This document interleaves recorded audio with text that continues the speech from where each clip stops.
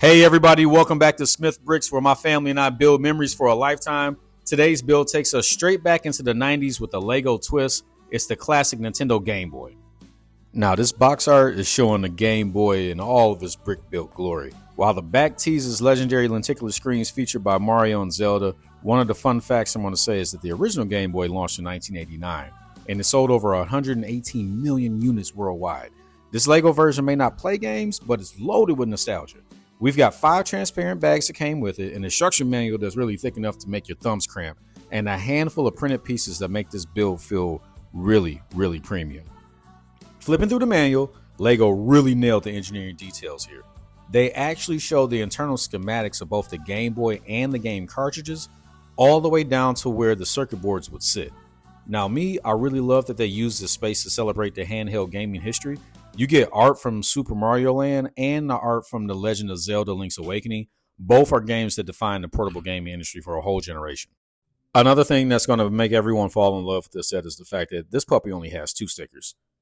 Everything else on this Nintendo Game Boy, this Lego Nintendo Game Boy, all the buttons, the logos, even the headphone jack details, they're all printed. So Lego, thank you, because creators everywhere can rest easy knowing that this is a one's shelf ready and smudge proof set.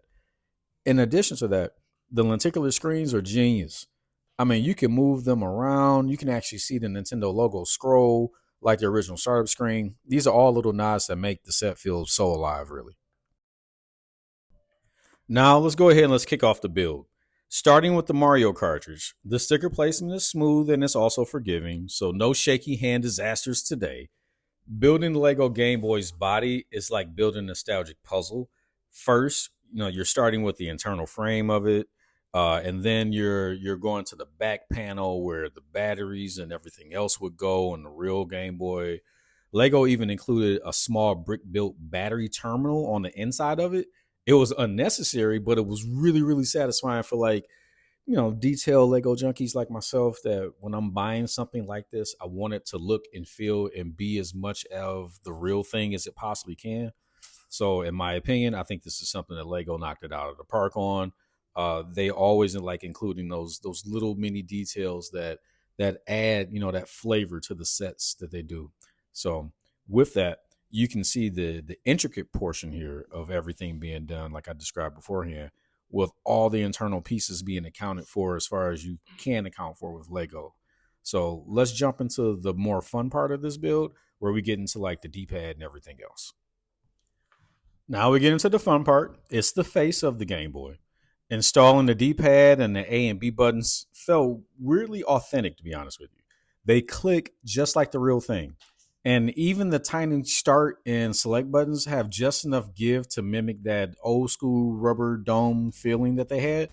Lego even molded the vent grooves on the lower right corner of it. It's really like just a subtle touch to showing they truly studied the original hardware. If I can ask a question to everybody, what was your first handheld console? Drop it in the comments for me. Was it a Game Boy? Was it a Game Boy Color? Was it an Advance? Or maybe even a PSP? We're halfway through the build, everybody. If you're still watching, clearly you're a gamer and also a builder. Do us a favor, smash that like button before I drop another 1x1 tile on the floor. Thank you. Now take a look here. If you're looking at the screen, you can see where the select and the start button is. Now what we're getting ready to install in here are basically 2 wheel pieces. These 2 pieces were perfect for this. I mean, they feel just like the original Game Boy, and when you take a look at it, it looks like the original Game Boy. It just amazes me on the pieces and the things that you can substitute in and out for different sets, and they serve different purposes. That's just one of the parts of Lego that it astounds me. I mean, you can be so creative with the same pieces over and over again on different sets and make them look and feel in a different way just based upon how you put them together. I always got to just tip my hat to Lego in regard to what they do. Now here's where Lego flex some real engineering muscle.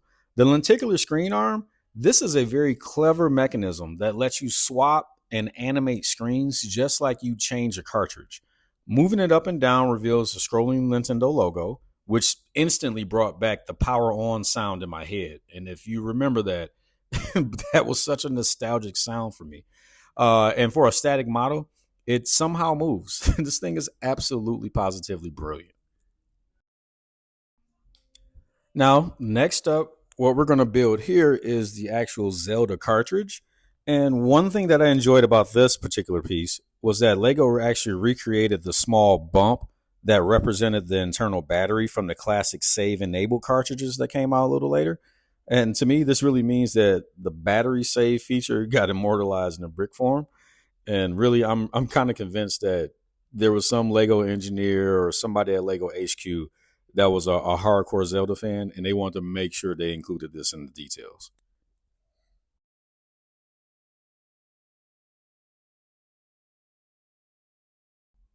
Now it's time to go ahead and swap out the games.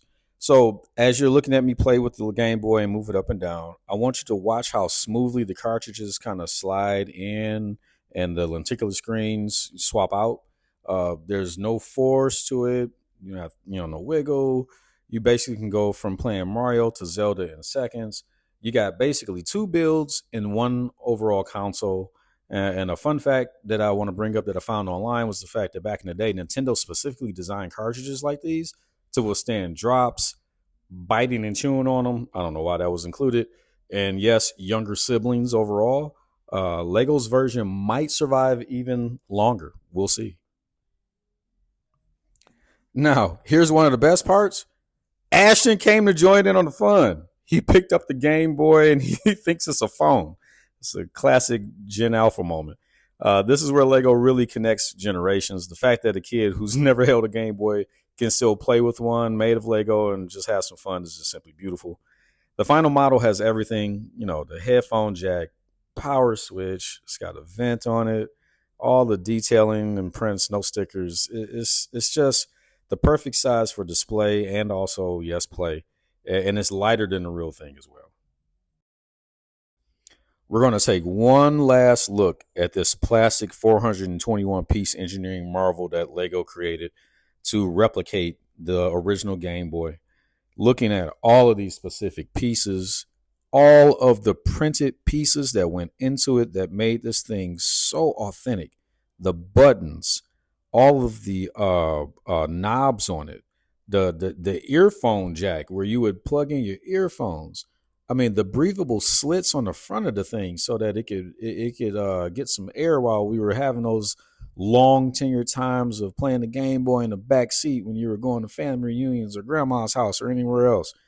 I mean, this thing just brought back so many memories because of how spot on it was. So, thank you, Lego, for another great experience, and for everybody out there who is looking for a great nostalgic build, this is definitely it.